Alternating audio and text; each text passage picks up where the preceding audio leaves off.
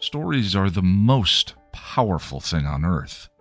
They are literally life and death. Wars are waged based on the story of who is the hero and who is the villain. You are the result of a story your parents told each other, the one-night stand, the soulmate, and friends who became so much more. Life and death. So wouldn't you like to understand them better, these stories?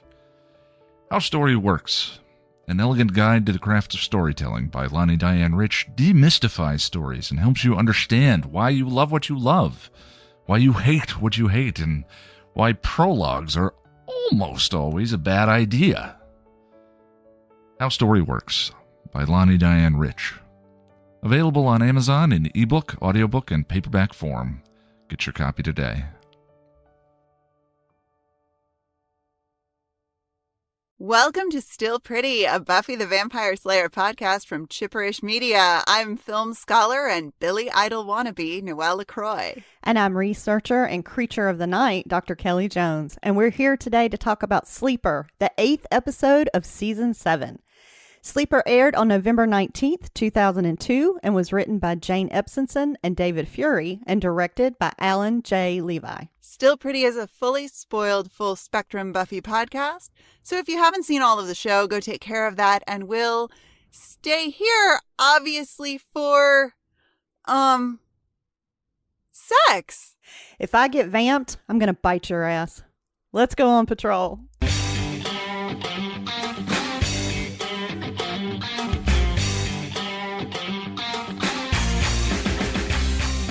In Sleeper, we pick up right where Conversations with Dead People left off. Buffy goes to Xander's apartment to confront Spike about siring Holden Webster, but Spike is out, busily digging a grave for the woman he took home from the Bronze while humming to himself. In London, a man arrives home to find a woman lying dead on the floor. While he investigates the body, two robed figures attack him with a dagger. Willow arrives at the Summers house to find Dawn sitting in what's left of the living room. Dawn tells Willow that she saw Joyce, and Willow says that she saw someone too, but explains that something evil was tricking them. It's the big bad, Dawn. The one we knew was coming. While Buffy and Xander discuss whether Spike might be siring vampires in spite of his chip, Spike arrives back at the apartment. Buffy mentions Holden Webster to gauge Spike's reaction, but Spike's give her nothing and heads off to bed, cool as Cool Whip. Buffy and Xander decide that they can't leave Spike alone until they figure out whether or not he's killed anyone lately, and since neither of them can duck out of work on account of vampire shenanigans, Xander gets Anya to vamp sit. Anya is rightfully upset about being left alone with a maybe murderous vampire and only sunlit living room for protection. You're gonna be fine. Better be, because if I get vamped, I'm gonna bite your ass. Wouldn't be the first time. Buffy returns home to the trashed house just as Willow is getting Dawn off to bed. Willow tells Buffy about the trickster evil that lied to her and Dawn, and Buffy tells Willow about Holden saying Spike sired him. Willow wonders if it might be another trick and questions how Spike could be killing again. Buffy says she has to see for herself. I have to be there to stop it. Meanwhile, armed with a stake, Anya creeps into Spike's room looking for evidence that he might have maybe killed some people recently. Spike wakes up and catches her, and Anya claims to be there for, what was it? Sex. Beg pardon? Spike doesn't buy it and rejects Anya's proposition. She says soulless Spike was more fun. He says he needs his pants. Spike gets dressed, and after the sun sets, he leaves the apartment with an apology for any hurt feelings, because he has things to do. Which doesn't sound ominous at all. Anya calls Buffy, and Buffy trails Spike through the crowded streets. Spike passes a man playing harmonica, playing the same tune Spike was humming earlier, and Spike begins to hum along. Buffy watches from a distance as Spike chats with a woman and walks with her into an alleyway. Buffy tries to keep tabs on Spike but loses him in the crowd. Spike and the woman kiss in the alleyway, and when Spike looks up, Buffy is striding towards him. Buffy smiles and reminds him that she wants him to do it, and he vamps out and bites the woman. There's my guy. The woman falls to the ground, dead, and Spike realizes that something's wrong. He runs off, and Buffy shape-shifts into Spike. Later, Buffy storms into Spike's room and demands to know whether he killed the woman she saw him with. Spike says she knows he can't kill anyone, and Buffy mentions the chip. Spike says it's not the chip, it's his soul. He says yes, he talks to women, but only because he can't talk to Buffy. He accuses her of being jealous, but explains that other women merely pass the time. It's still all about Buffy. She says fine, in that case, tell her what happened to the woman she saw him with. Spike says he doesn't remember, but he's sure he didn't kill anyone. You were camped out on the Hellmouth talking to invisible people. Recently. How can you be sure of... No, you are wrong. You've got an accusation from a pile of dust and not a shred of proof. At the Summers house, Buffy calls on Anya, Dawn, and Willow to help her find evidence of Spike killing again. Dawn points out that Buffy's only proof so far is Holden's word, and there were lots of conversations with dead people going on that night that turned out to be evil trickery. But Willow points out that just because the thing was evil doesn't mean it wasn't truthful. I used to tell the truth all the time when I was evil. Willow discovers that there are 10 people reported missing in Sunnydale, mostly young women. Meanwhile, Spike is getting ready to leave and discovers a pack of cigarettes in his pocket. He flashes on killing the blonde woman he met at the Bronze. Spike tries to leave, but Xander blocks the door to the apartment. Spike punches Xander, knocking him unconscious and activating the chip, and leaves. At the Bronze, Spike asks around about the blonde woman and then heads upstairs to watch the crowd. A woman hits on him before revealing herself to be a vampire he sired. They fight, Spike stakes her and drops her to the floor below. The band and the crowd are only briefly distracted. That's how it goes. Man, I hate playing Vampire Towns. Meanwhile, Xander comes to and calls Buffy. She talks to the bouncer outside the club where she followed Spike to the night before. He tells her Spike comes there a lot and leaves with a different girl every night. Spike calls Buffy and tells her that he's starting to remember things and he needs to see her. He gives her an address and hangs up, but as he starts to leave, he's confronted by himself. You shouldn't have done that. It's not time yet. Not nearly. You're going against the plan. But we can make it work. At a house somewhere in Sunnydale, Spike leads Buffy down into the basement. Evil Spike is there as well, but Buffy can't see him. Real Spike shows Buffy where he thinks he buried the bodies of the people he's been killing, but evil Spike begins to sing Early One Morning, the tune Spike has been humming. Spike vamps and attacks Buffy, cutting her arm with a piece of broken glass. Two of them grab Buffy and hold her, and at the urgings of his evil doppelganger, Spike tastes her blood. In a split second, he remembers everything, killing people, feeding, burying bodies in the basement, and recoils in horror. Buffy dusts the newly risen vampires and goes to Spike. He offers her his heart for the staking, confused and scared by everything he's done. Buffy realizes that something has been messing with all of them, and Spike has a request. Help me. Back at the Summers house, Buffy tells the Scoobies what happened and explains that they need to keep Spike close by if they're going to figure out what's going on. Across the Atlantic, Giles charges into the room in London to find the dead woman and the dying man. The man, Robson, tells Giles to gather them and that it has started. Giles says he'll take care of it as a cloaked figure swings an axe at Giles's head. All right. Kelly, welcome back to Still Pretty, and thank you so much for filling in for Lani this week. Yeah, absolutely. It's fun to be back. So, right on the heels of Conversations with Dead People, we have Sleeper. What do you think? Conversations with Dead People is a tough act to follow, but Sleeper feels like part 2 of that episode, which I like. I just don't like the cliffhanger ending, with Giles about to be decapitated, because that scene feels so out of place in this conversation processing aftermath. But I like this episode. How about you?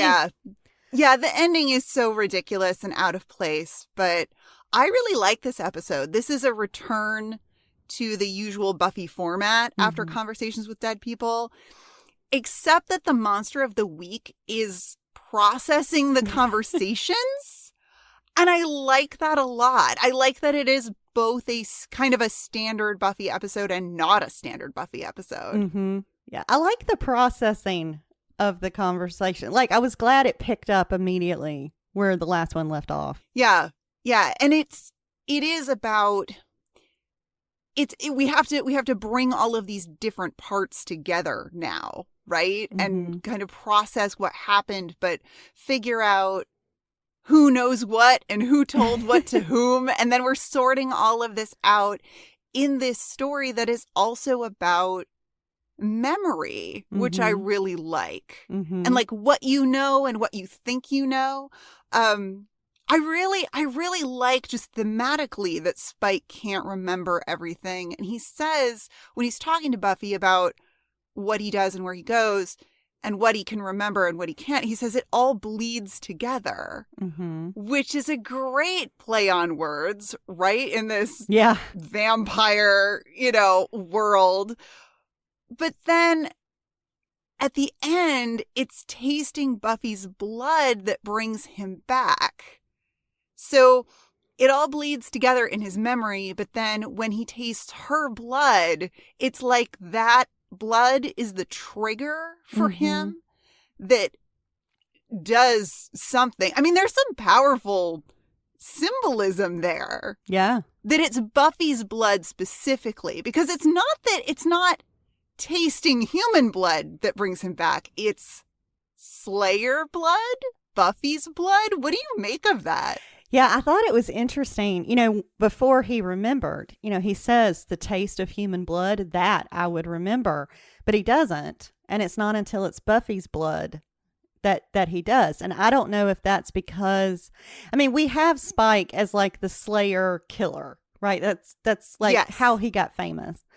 It's what he's known for. It was his early work. Like the second album is still coming along, but that was really his legacy. And then with Buffy, I don't know if that's because she is a Slayer and that brings back a certain part of him, or if it's because it's Buffy and it's her blood and he loves her. But, his connection to her is so important throughout this whole episode. It's really well done. And I, not being able to trust your own memory is hell. And I think that when he realizes, he might have done something terrible, he goes to Buffy and he goes to her in a state of self-doubt, and he trusts her enough to say, I might have been killing people and burying bodies in this basement. So like, it's a beautiful connection between the two of them. It's really well done. Yeah, it's so powerful. I think it gets lost a little bit in just everything that's going on in the episode, but that is so powerful when he realizes something's going on and he calls her for help in this really vulnerable way where he can't trust. He's so certain when she comes to him and confronts him about, where have you been going? What have you been doing? He's so sure that he couldn't possibly be killing anyone. And he's so sure that she's jealous, which I just love. Like, I love his certainty. And then when that certainty starts to fall away, he calls her and really, fearfully says, I think actually maybe something's super, super wrong here. Which is just, just fascinating, especially with this whole evil tells the truth theme that we've got going as well, right? Because while Spike is questioning his memory and kind of uncovering these memories, and Buffy is questioning Spike and can she trust what Holden said to her about Spike siring him, we also have Willow and Dawn processing what the first told them and whether or not any of it was true. Yeah. And I find this, it's such a compelling dance, right? Of there's this evil that is out there and it's tricking us and it's lying to us, but it's also not lying to us. And how do we figure out what is true and what is not? How do I figure out what is plausible and what is not? It's fascinating. Oh, it's so well done. And the way that kind of the themes of this episode tie into the music of this episode works so well, because you have, Dawn's first reaction to what Joyce said is she was trying to protect me, because that's what Dawn wants to believe, and then later Dawn is like, oh, so it's true. What that vampire told Buffy turned out to be true. So then she's doubting, what her experience with Joyce. And I love the line of Anya. I used to tell the truth all the time when I was evil. Like, it's so good. It's so good. She's so upfront about it too, which I love. Yeah. I love, especially with the, when we hear just culturally about, lying is wicked, lying is evil.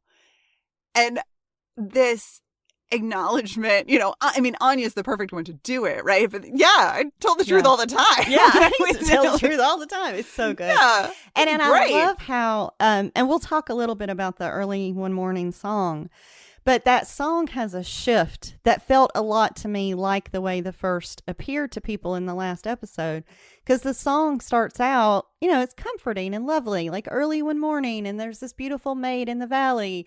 And then it shifts to, oh, don't deceive me.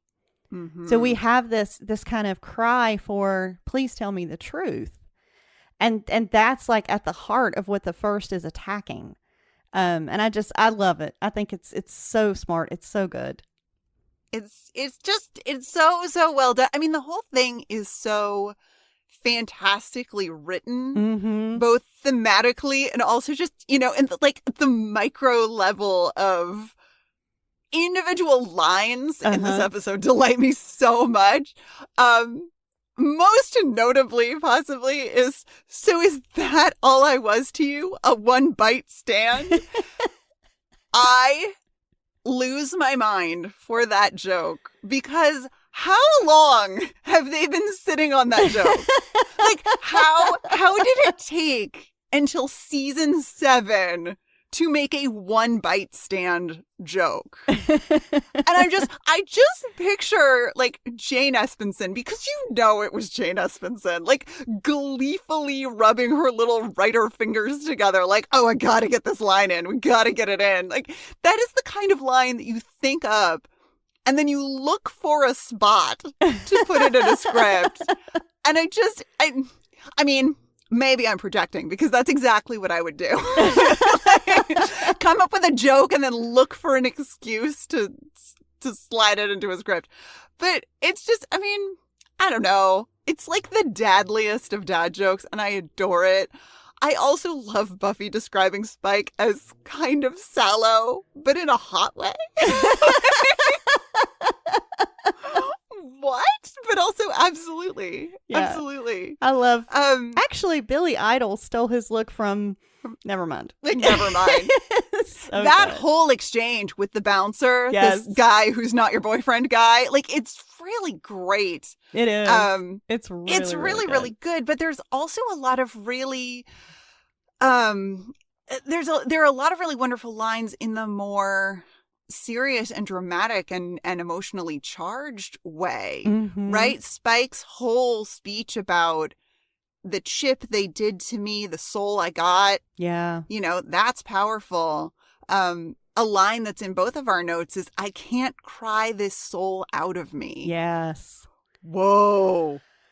I mean, yeah. Yeah. It's a hell of a line. And it's an interesting take on regret, right? Like, oh yeah, I can't cry this soul out of me. It kind of, it doesn't matter how bad I feel about what I've done. I have this soul now and I can't get rid of it, yeah. And I can only imagine the frustration that Spike must feel when everyone still views him as someone whose behavior is controlled by a chip and not because he has a soul again and he's making decisions with the same conscious or the same soul that they are. Yeah. Yeah. And I think that's in the performance more than in the writing. It's there in the writing a little bit when Buffy confronts him, but James Marsters just kills it in this episode. Yes. He has so much to do emotionally, and he just every scene, just nails it to the wall. He is so good. He's so He's good. so good. He's so, so good. And speaking of things that are just good and delightful, we need a moment of Amy Mann appreciation. Oh my God, yes, we do. Oh my God. I mean, first of all, live music in Sunnydale where you take a 3-second pause after a vampire falls off the railing and crashes into dust on the floor and then just keep playing is so great. And then afterwards, when Amy's walking down the stairs and she says, man, I hate playing Vampire Towns, it makes me laugh every time. She's so good. The music is so good. The performance is so good. The look on her face when the vampire falls and then she's like, all right, let's keep playing. It's just delightful. It's fantastic. And if you're going to have a musical guest have a spoken line on the show, I believe Amy Mann is the only one. Yeah. But that's the hell of a line. It's so excellent. It's just excellent. And I go back and forth about the world building of Sunnydale, where people know there are vampires or demons, but also not, but also yet. Like, people are sort of alternately surprised and not by demonic or vampire activity in Sunnydale. I think I prefer this approach of just, oh, come on. Like, again, it's just... Like, man, I called on a payphone 6 times to get these tickets because Ticketmaster is not even a thing yet. And come on, don't stop interrupting the show. Like, fight somewhere else. Exactly. Exactly. All right. So while we're looking at this vampire world building, like how vampires function in and move through Sunnydale and the world of the show, right? We've got this really intense back and forth curiosity, investigation, wondering between Buffy and Spike, right? Because we're picking up right where Conversations with Dead People left off. Buffy has gotten this news about Spike, and now she needs to figure out, is that true? Is Spike killing again? What's going on here? And we get this fantastic 3-beat with Buffy and Spike that I just love. She is, she's kind of feeling him out and confronts him about Holden at Xander's apartment and just gets nothing. And James Marsters' appreciation, like he plays it so carefully that when you're first watching it, it looks like maybe he's being shifty. Like he seems kind of, oh shit, she's on to me. But then you watch it back and he's much more, it's much more in that sort of hesitant space of, I can't really talk to Buffy. Right. I still love Buffy and I can't really talk to her about what's going on. But then of course we have this scene that I keep coming back to, where she's followed him. She's lost him in the crowd. This woman has died. Buffy doesn't know that yet, but she is determined to get the truth from Spike. And she confronts him. They talk. And it's some of the best Buffy and Spike to date, for my money. Yeah. In terms of their back and forth with each other and they're so direct with each other and indirect, and they sort of dance around the issues. Buffy's not really asking what she wants to ask. Spike is not really saying what he wants to say. It's just fantastic. It's kind of a verbal and emotional Slayer vampire sparring match. Oh, I like that. And of course, layered on top of that, or maybe stirred into all of it, is the emotional resonance between them, right? Like, one of the reasons Spike is so certain that he didn't kill anyone is he has this soul, which he got for Buffy because he loves her. I don't know. It's great. It's some of the best Buffy and Spike. And then she turns to him in the basement after that final fight is over, and he's so weak and confused. And that's when Buffy starts to put the pieces together, on the heels of like all of this vulnerability. Mm-hmm. And it's an interesting, like, not quite twist on the psychological thriller. Because instead of being with Spike in his confusion, we're with Buffy as she figures it out. Which makes sense for the show, right? We know whose name is on the title. But it means that we get to feel for him instead of with him. And I think that's such an interesting choice. Yeah. Oh, yeah. I didn't think about that before you expressed it that way, but it really is. It really is. It's such a great scene. And yeah, it's fantastic. But you're right, because you almost feel, I don't know, Buffy is almost in this space of doubt and protection when it comes to Spike. She wants to be wrong about what she suspects, but she also wants to help him. Yeah. Yeah. And what I find fascinating is the implication that she's going to help him either way. Yeah. She's going to help him if he's killing people, and she's going to help him if he's not. Yeah. Yeah. It's interesting, for as many times as she says she doesn't love him, to see all the ways she behaves as if she loves him. Right? Right? It's very interesting to me. Mm-hmm. Like, this is a lot. There's a lot more here than there's a lot more here. Period.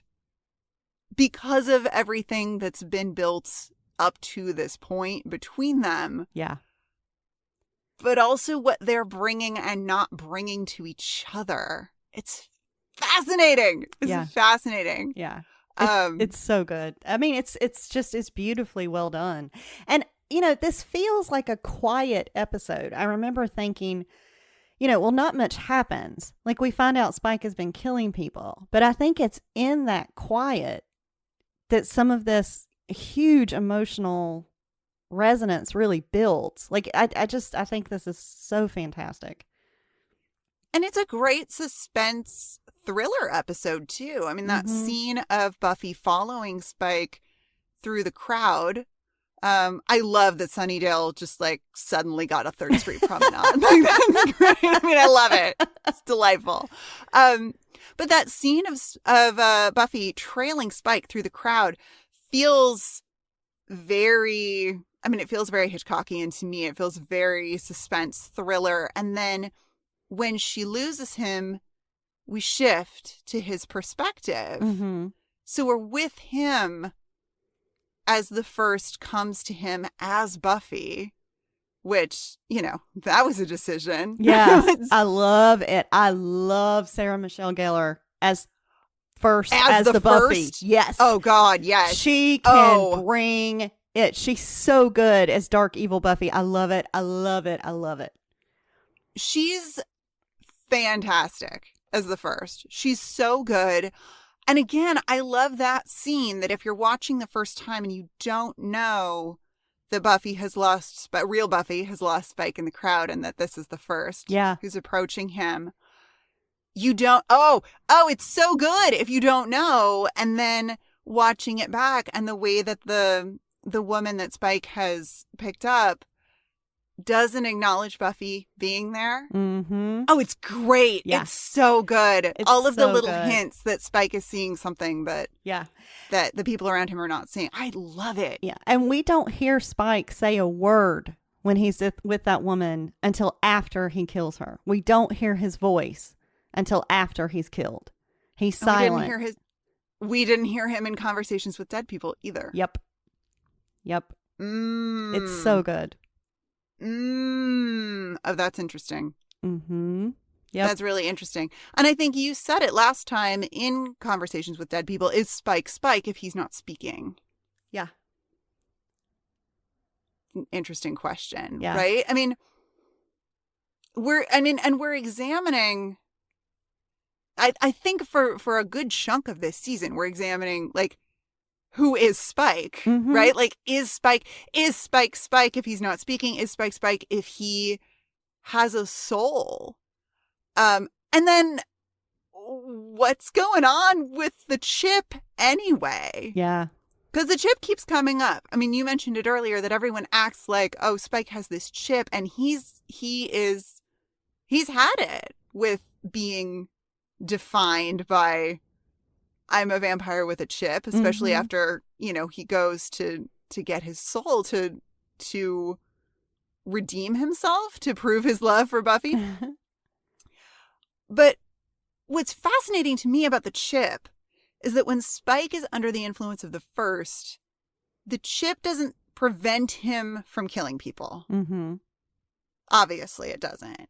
If it activates, it doesn't seem to affect him at all, which seems to tie nicely to the idea that in the Buffyverse, technology is always slightly less than. Yes.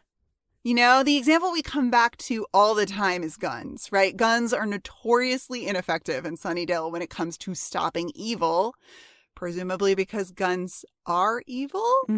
I mean, that's part of my read. Make of that what you will. But I wonder if the chip follows similar rules, as in no technology is a match for the big bad that is the first. Or is this more about the mind and altered states of consciousness? Is this about memory? Does the chip work on Spike because Spike knows it's there? On some level, he's always conscious of having the chip in his head, so he responds accordingly, except when he's in an altered state of consciousness? I have no idea. Yeah. No, it's fascinating. And it makes me wonder, because like one of the things we don't get from the first is like the villain speech, right? Of here is how my evil plan has played out for the last 7 years, and let me now fill in many plot holes and questions that you have had. But the implication is the first has been there from the beginning of the show in some form or fashion. Like the first has been on the chessboard before Buffy even knew there was a chessboard. You know, and we had the first interacting with Angel way back in season 3. And then it just kind of disappeared again. So if you take the big picture view and you're like, okay, well, I'm the most powerful source of evil ever. And apparently I have the ability to recruit vampires and demons and people and all kind of helpers to my evil plan. Is the trigger of that song actually built into the chip? Like, oh, right? Because I mean, that could be possible. If it's a sleeper, like it reminds me of a Trojan horse virus in a computer. Oh yeah, that sleeps until the code activates it. So I'm like, that's interesting timing. Like maybe, I don't know, maybe that's in there. Maybe the soul overpowered the chip to the point where that could come out. Maybe getting the soul triggered a Trojan horse in the chip. I don't know. I'm making this up. There's no textual evidence to support it. But I'm super interested in how being in that altered state can completely block pain, because the chip doesn't stop Spike's impulse to hit. We see him hit Xander. The chip just causes pain when he does. Right. And so and he's been willing to accept that pain. Right. I mean, it's not he does in this episode, but I have this idea that there's a previous episode where he hits, I think it's Xander, and he says, worth it. Worth it. Yeah. Right. So I wonder if this altered state, this hypnosis, basically, is so powerful and strong that he is physiologically feeling the pain, but it's not registering. You know, like it's almost an anesthetic, and it does have an anesthetic quality to it because he doesn't remember what he's done after the fact. Right. And it's so interesting to me. And then I'm wondering really about the reach of the first. Like, is it as good a project planner as I'm giving it credit for being? Right? Because you've got the guy playing the harmonica as Spike walks by, and it's the same song. And I'm like, okay, that has to be a first minion, right? That's just it has to be. And it has to be. It has to be. And then how do all the vampires in that basement grave wake up at the same time when they were all killed and sired on different nights? So then I'm like, can the first control all vampires? Can the first control Spike without the trigger song? Can it control a ensouled vampire? Can it control any vampire? Is the first the source of all vampires? Is the first the demon that lives inside when a human is made a vampire? Are they all connected?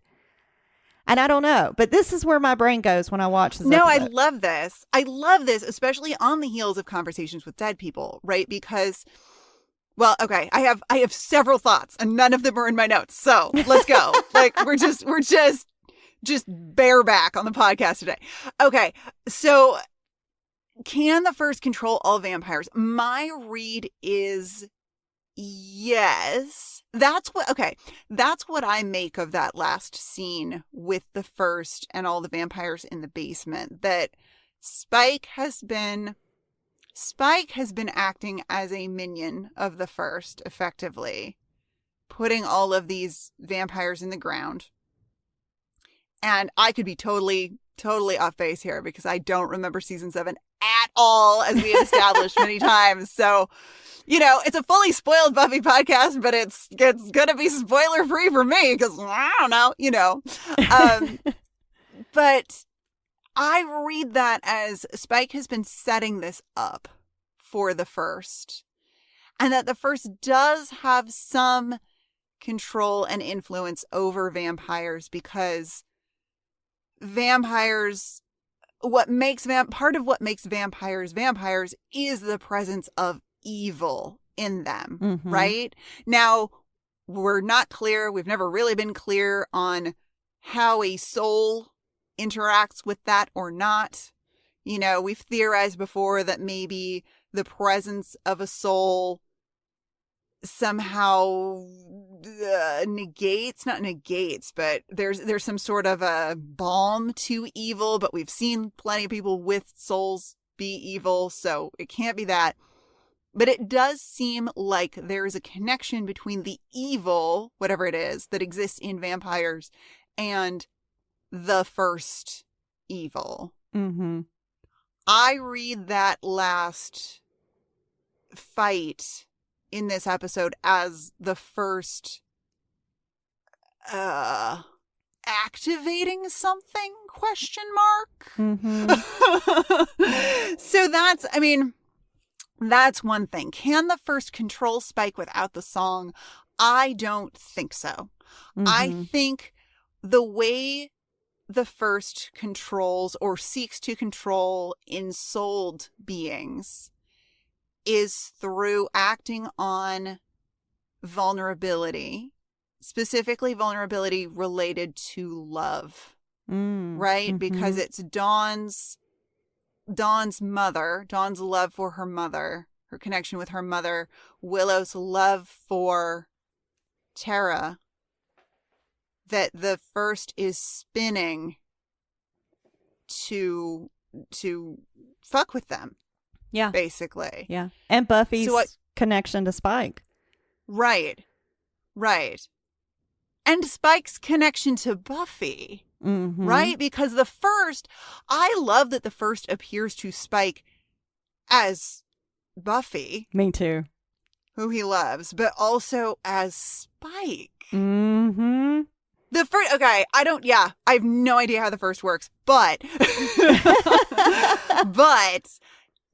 I don't know. I don't know if the first is the source of all vampires, but I kind of want to say that the evil in a vampire, or part of what makes a vampire, is the presence of the first in some way. I don't know. Yeah. Well, and the first is a master of emotional manipulation. And then we get a little bit of behaviorist learning theory in this episode, which I will keep this short, but I have to. No, you have to. You have to. I'm to. so excited. I texted you this morning and I was like, oh no, you know what I just realized? Amy Mann is literally singing about a Pavlovian response, right? Yes, the song is called Pavlov's Bell. The song, I'm skipping ahead to my favorite part, but I have to. And then I have to hear about learning because it is, I mean, the moment that fight with the vampire he sired, where Spike realizes, oh shit, something is up. Maybe my memory is not what I think it is. Amy Mann is playing a song called Pavlov's Bell in a psychological thriller that plays kind of fast and loose with conditioned reflex and sound, but I don't care. I'm here for it. I love it. I love it. Yes. So it's so interesting, and we'll come back to songs in a minute. But when like behaviorism was the dominating theory of psychology and education, you know, there were a ton of very unethical studies about stimuli and response. And then you got the whole idea of positive and negative reinforcement and then conditioning. And then you had Pavlov's idea that you could condition a physical response in a person by introducing the same stimuli over and over again. Every time you hear this bell, your mouth will salivate, you know, like this. And so while there were implications, it certainly did help with education to a certain extent.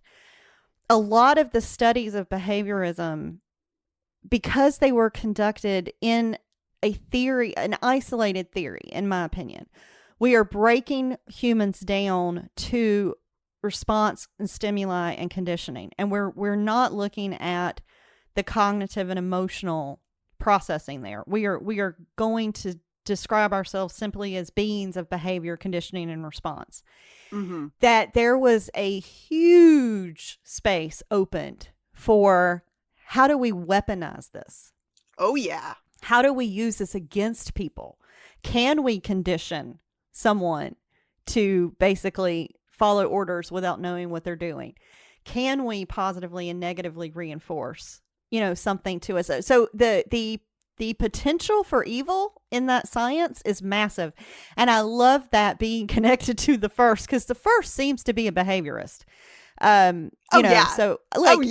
You know, it's so good. And it's very subtle. But in this episode, when Spike is performing well, according to the first, he is exhibiting the behaviors that the first wants. The first appears as Buffy. That is a positive reinforcement.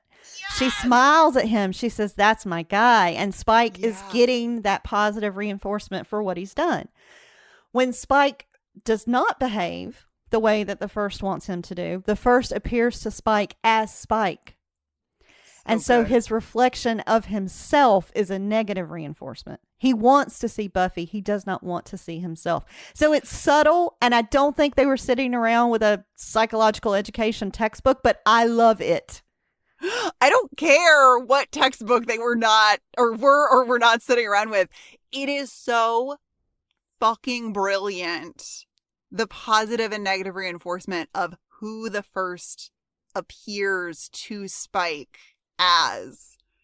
And the implication of that for Spike as a character. Yeah. Right? Like, obviously we know, he knows that he loves Buffy. He wants to see her. He wants connection with her. He wants positive interaction with her. We know this, right? This is not up for debate at this point. But Spike's negative connection with himself. That he sees himself, and that he sees himself looking like Spike. Like the Spike that the first morphs into is a doppelganger of Spike as we're used to seeing him, right? Black t-shirt, black jacket, peroxide hair, like the whole deal. If you didn't know that this wasn't Spike and you saw that, you know, you wouldn't know. There's not a visual, hey, this is not actually Spike. Right. Cue. that is who Spike sees, and that is the voice that speaks to him when he is out of line or when he's doing something that the First doesn't want him to do. That is the voice and the face that tells him, basically, you fucked up, mate. She's going to kill you. Yep. Whoa.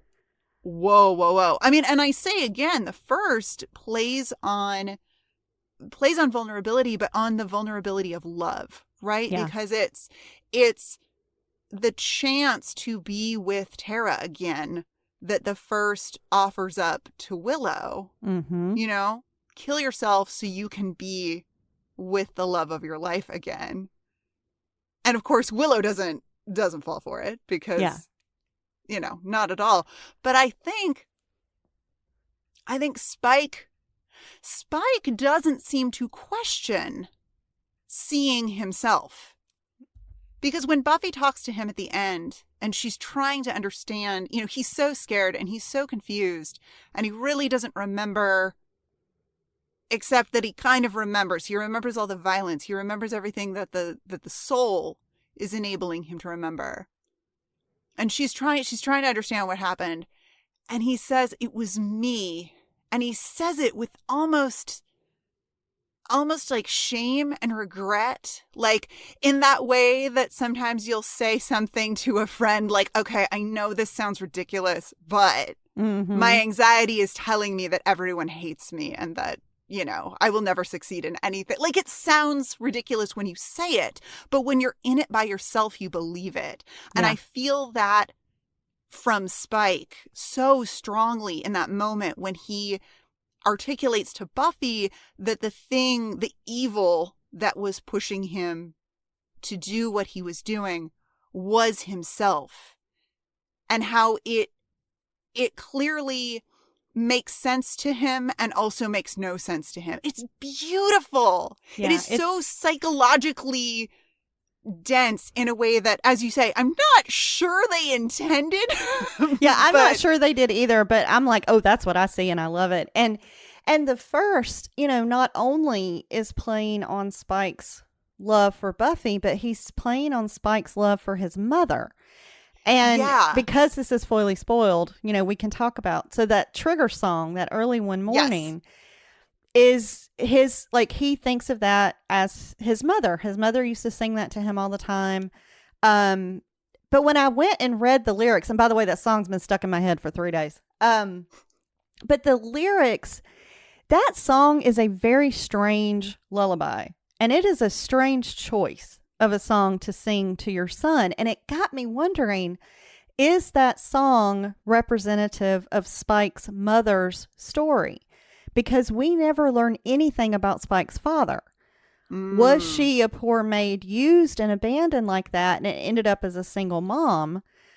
Because we know he loves his mother. We find out later what happens with that, and it's a huge trauma for Spike. Yeah. But the First knows all of this. And what I love about that particular song is the line, how could you use a poor maid so, could also refer to the Slayers. You know, like, hey, evil Watchers Council, how could you use these girls this way? Like, it resonates in both spaces to me. You know, and just as the sun was rising is a reprieve when you're fighting vampires. So, like, I don't know how much of that was intentional, but I love it. Yeah. How much of the song was just, this is in the public domain, so we don't have to pay anybody the rights for it. And how much of it was, this is like a plausible tune. But all right, but here's the thing about fiction, right? Everything is a decision, right? So whether or not it was that deeply considered, it struck a nerve. It rang a bell for a reason. I was very disappointed, by the way, to learn that something ringing a bell being tied to memory is not actually related to Pavlov, but oh well. It was really, really hopeful.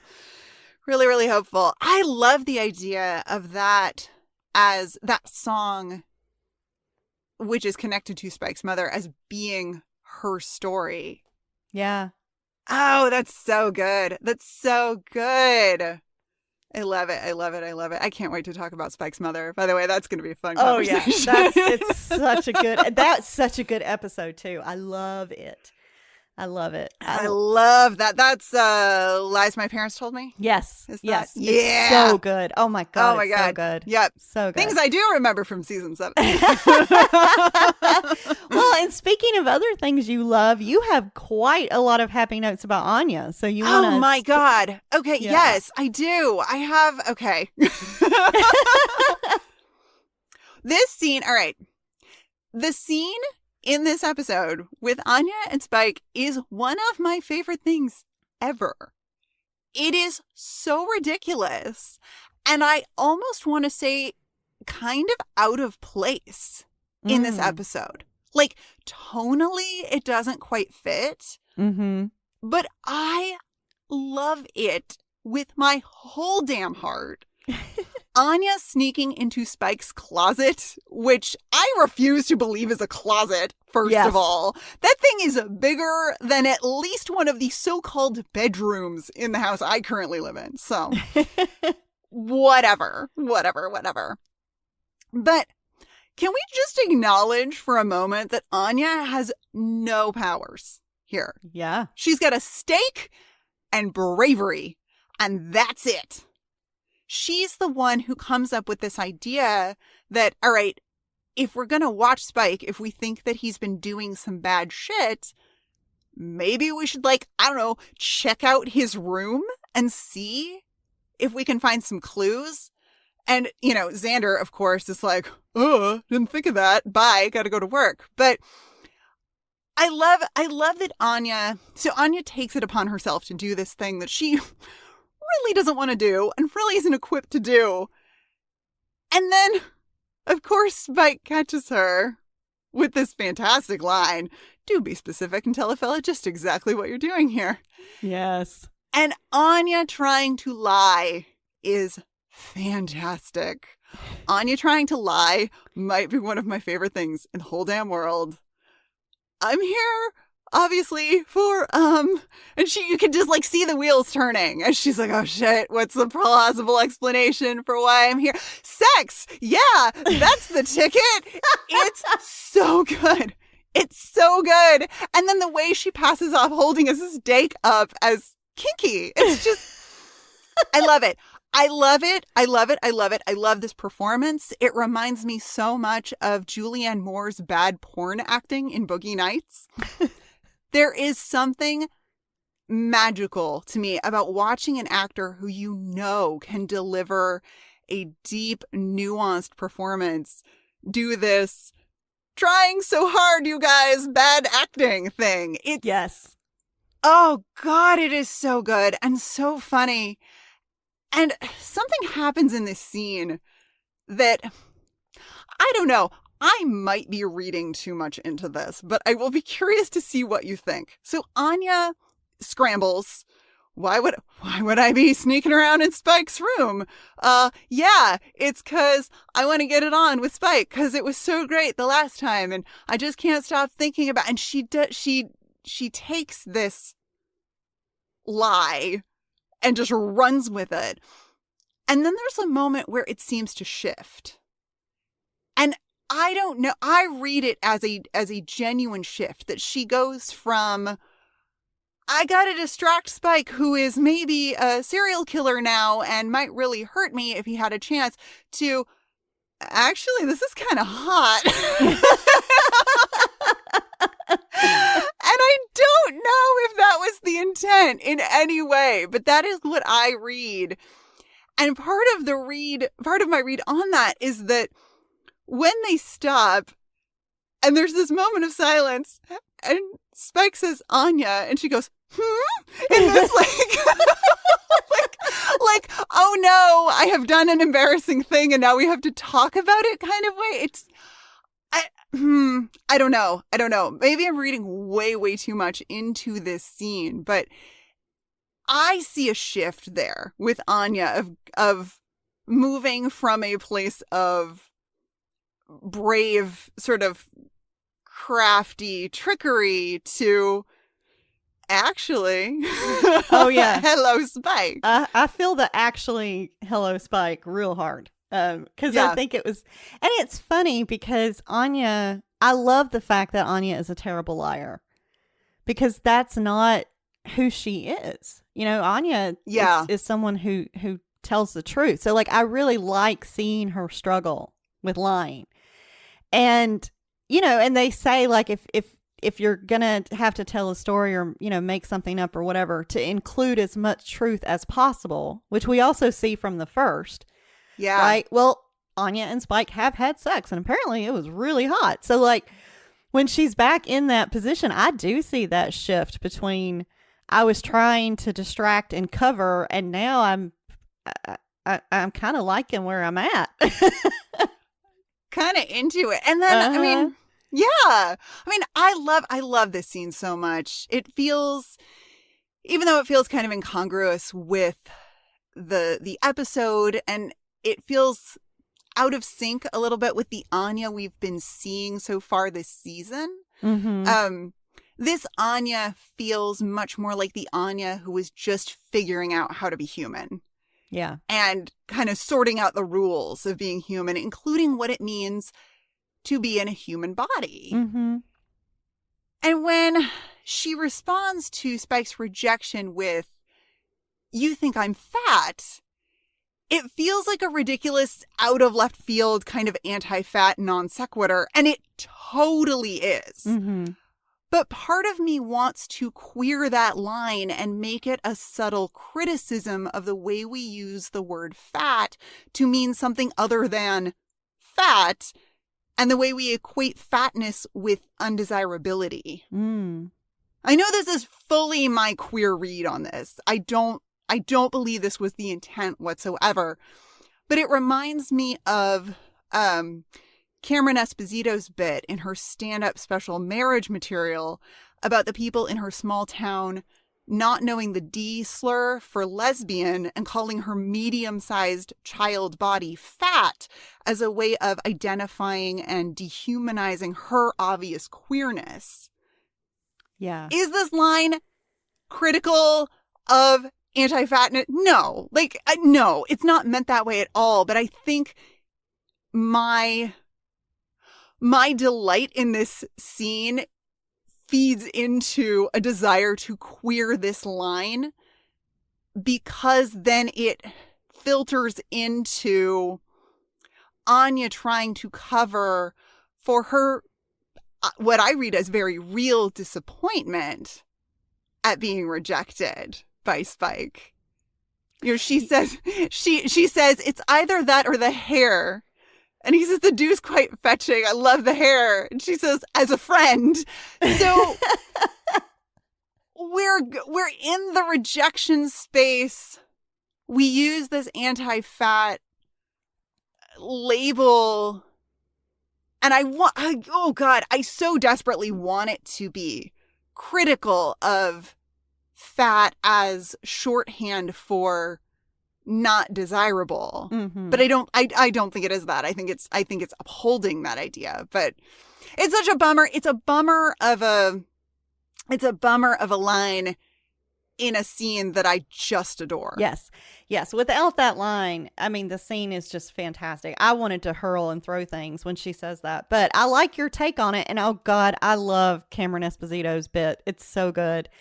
And I like how I think she's responding to genuine disappointment because she says, which is like one of my favorite lines, "You were a lot more fun when you didn't have a soul. Soulless Spike would have had me upside down and halfway to Happy Land by now." And like, it's so funny, but it feels like a reaction born of disappointment. And I think that is genuine for her in that moment.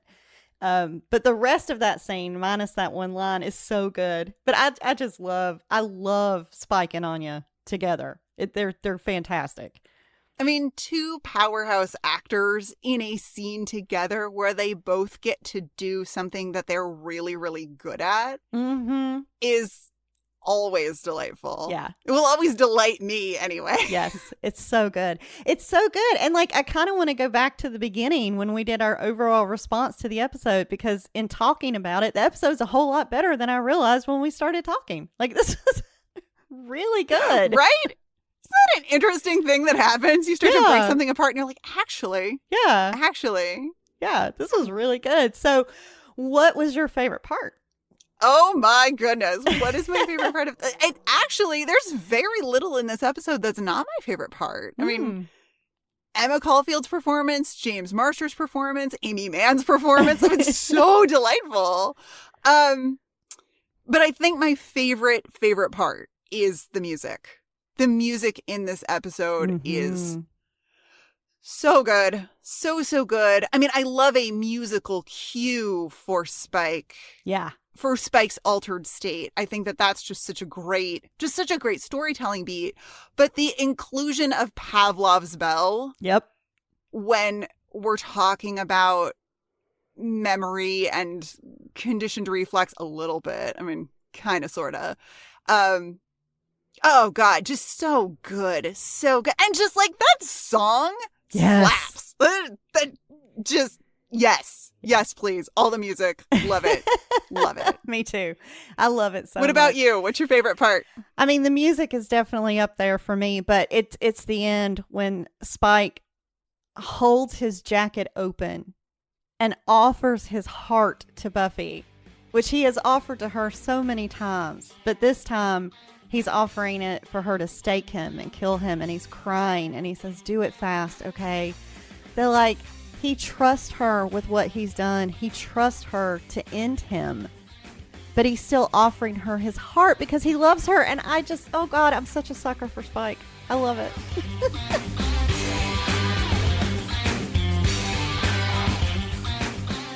So if you enjoyed this conversation and would like to join in, follow @Chipperish on Twitter and use the hashtag StillPretty. Or as a Patreon supporter at any level, you can join the Chipperish Discord group and chat live with other listeners and the hosts. Patreon supporters are getting exclusive content like Let's Watch Roulette, where Lani and Ian Martin from Passion of the Nerd react to a randomly chosen movie or TV show for $5 and up supporters, while $10 and up supporters get to attend show recordings live. And we've got a new stretch goal. Once we hit 500 subscribers, we'll unlock the monthly Chip Chat, where Lani will host a private 1-hour Zoom call open to every supporter to talk about whatever. So if you haven't pledged your support yet, now's the time. Speaking of supporters, this episode of Still Pretty was brought to you by the Chipperish Media producers who support us on Patreon at the Power Producer level.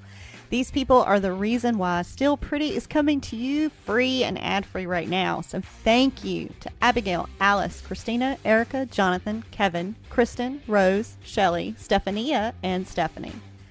And this week's special message for our Power producers: you were a lot more fun when you didn't have a soul.